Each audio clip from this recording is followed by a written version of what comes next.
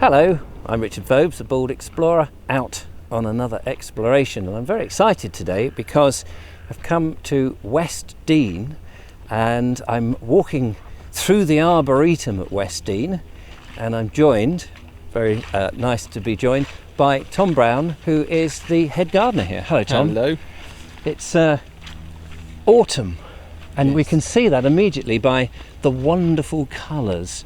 I've never been to your Arboretum. I've been to West Dean and looked at your delightful glass houses, which are Yes. historic, and a lot of people know those. But we are in the Arboretum. Yeah, in one of the sort of further flung reaches of the garden, actually, that not many people get to come up and see, which is a real shame, because there's a tremendous collection of trees up here, and the wildflowers are just out of this world when it comes to sort of early summer. So yeah, definitely trying to find ways to encourage people to come up and visit the Arboretum, because it is a really different experience to the rest of the gardens.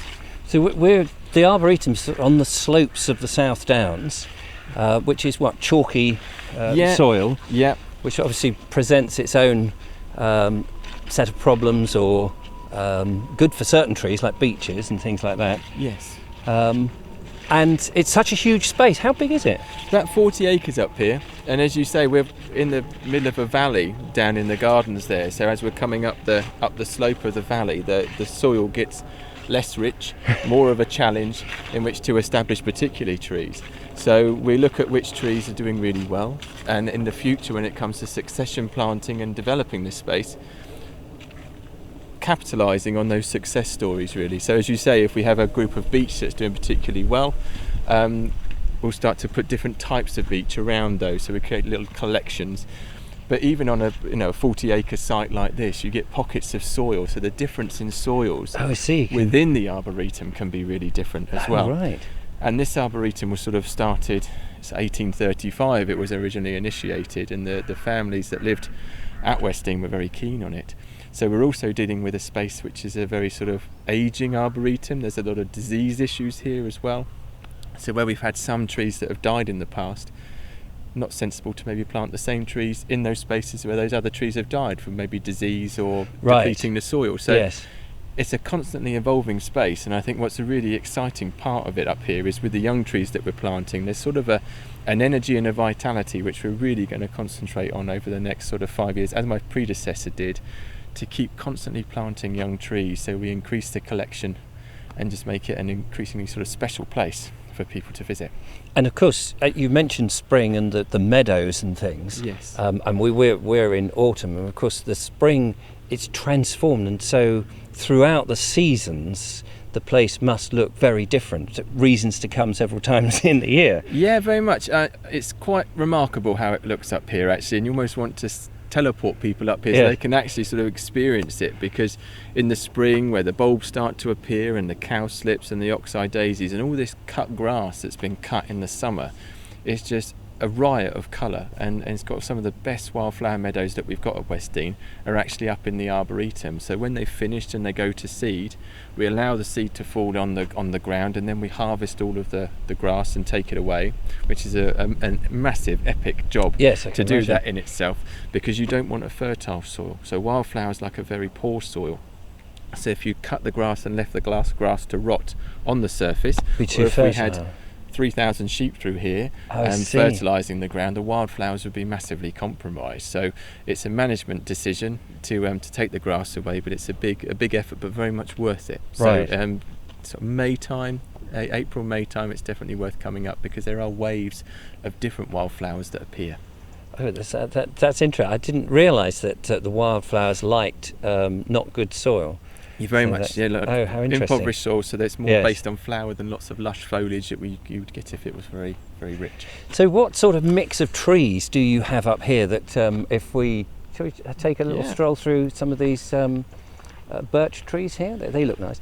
So you've got a whole range of different trees. I asked you off camera, actually, what the sort of mix is between native trees and exotics, I suppose. Yes.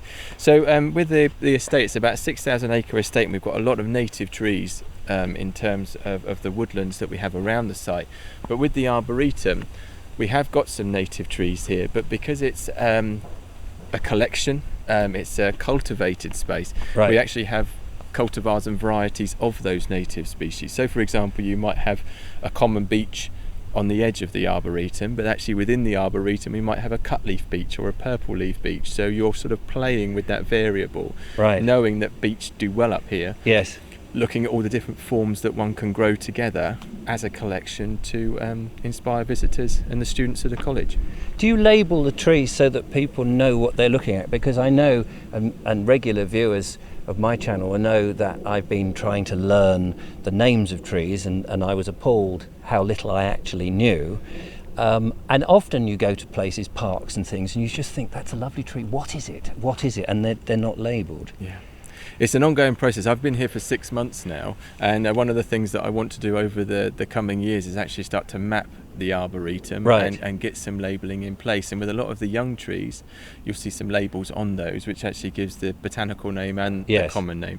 But again, it's a way that a garden can interact with people. So if, for example, you see a lovely tree, you want to know what the name is. Yes. So actually that's something for us to work on, that we actually interpret it as much as we can, particularly for some of the real sort of champion veteran trees.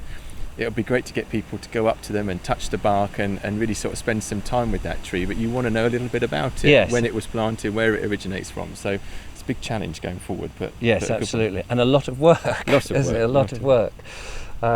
Yes, what in the winter, when there's a lot of bad weather and things like that, then that must cause a few problems. Yeah, you're constantly assessing with the strong winds whether trees are affected, knocked down, if their canopies are damaged.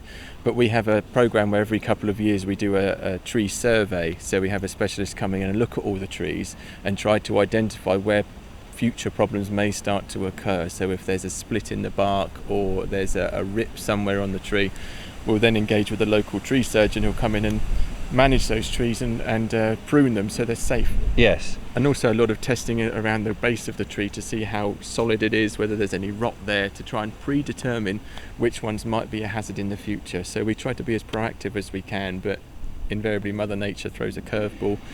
Well, talking of Mother Nature, I mean, 1987, of course, we all, I say all, we all, not a lot of people, perhaps the younger people won't remember the big hurricane that went through and devastated a lot of trees. And I know you were saying there was a lot of open space thanks to the hurricane. Yeah, very much. It's sort of a game changer, really. Yes. But then you could see it as an opportunity. So where a lot of those mature trees were taken down, yes, a lot of the young trees have now been planted in its place, and the collection has become more diverse. So strong winds, storms, and particularly with the chalky soil here, it can be quite shallow rooting the trees, which can then affect them greatly. Yeah, it's a joy to see all the trees. I mean, like here, you've got these birches which are all clumped together. Yeah, I'm sure clumped isn't the right term. Let's just go and have a look at them. And so when you do identify a tree, and are these silver birches? So these are silver birch, and when you're establishing, let's say, trees for the future, those iconic oaks, those iconic beech, cedars, that sort of thing, if you just put one of those oaks in the middle of a field, it would struggle to grow. Right. Whereas the very fast growing birch, where you get a decent tree in sort of 10 years, if you start to put a group of birch around that oak, it almost creates a nursery or a bit of shelter, and trees growing with each other tend to bring them on. So it's almost what we call a nursery species. So you can see we've got a lovely the beech trees and the yew amongst the birch here, and those birch will be providing shelter and nurturing those trees up. And in 20 years' time, if those birch fall down or then die off, because birch aren't terribly long-lived trees, you've then got those trees of the future that are then coming through and are of a size that they can then establish on their own. So it's a really nice relationship between different species of trees. And you think about empty ground where you get hazels and birch popping up very quickly. Yes. And those other seedlings then take a lot longer. It's a very natural process that you try to emulate when you're managing an arboretum like this. Well, it looks like you have your work cut out here, Tom, looking after all of this, as well as all of the other gardens below. It would be lovely to come back in the spring and see the knapweed and all the oxeye daisies and all of that, so I'm going to have to do that. But thank you so much for taking us around. And if you get a chance to come while the autumn colours are here, I'd certainly recommend it. They are splendid. If you can find a day when it's not raining. Yes, that's the trick at the moment, isn't it? At the moment. But thank you so much, Tom. It's been an absolute joy. Pleasure. Thank you. Thank you so much for watching. Don't forget to follow, like and subscribe, all the usual. But tune in again and I'll be somewhere else exploring. Till then, bye-bye.